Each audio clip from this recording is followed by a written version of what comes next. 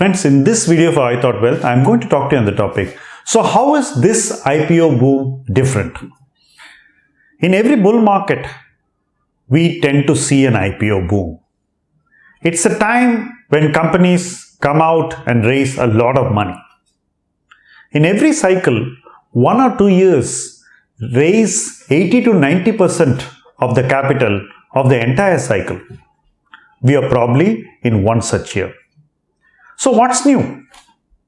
What's new is that in the past cycles, the more recent ones, it's only the profitable companies which were allowed to make IPOs. That has changed with a new regulation which allows loss-making companies to raise money from the public, provided a significant part of the issue is reserved for very large investors. The idea was to protect the retail investor, to ensure that they make better judgments after studying the company, its listing history, and then deciding for themselves. So the early investors in IPO were meant to be investors who understood the risks they were taking. But in a bull market, who cares? Everybody wants to be in. Participation is more important for everybody. So we have a peculiar situation where in a 9,375 crore Zomato IPO, just 10% is reserved for the retail investors. Surely you know the demand is many times over. So the IPO, which is supposed to be an opportunity to participate in that company's future, turns out to be one hell of a lottery. So the lucky ones will get some shares.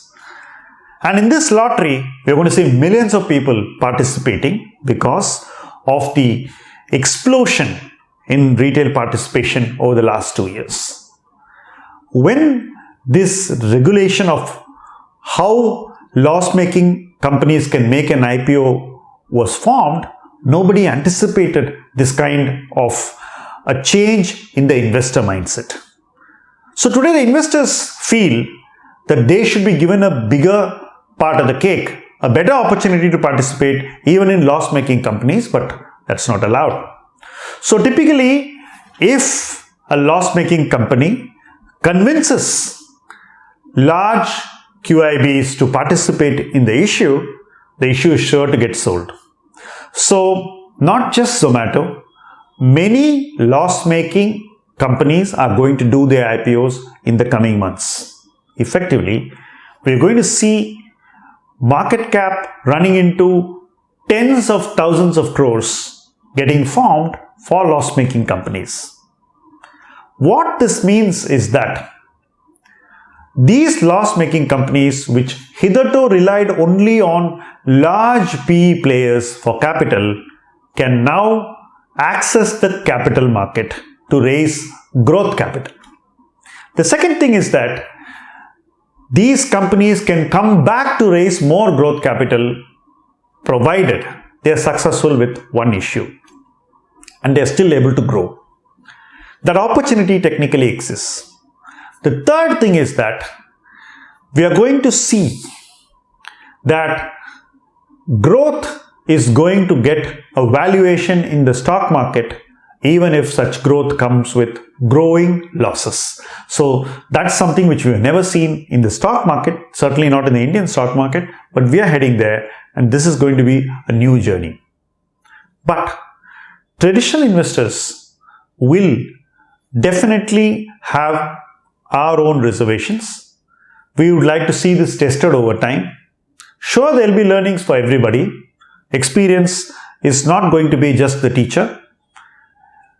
New learnings are waiting for us and we are going to get taught about those new learnings. But certainly, caution is the watchword, because when a company continuously makes losses, it needs to keep on raising capital.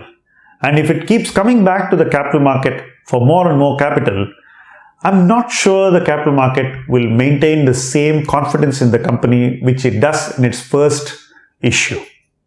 So, growth capital is going to be tested.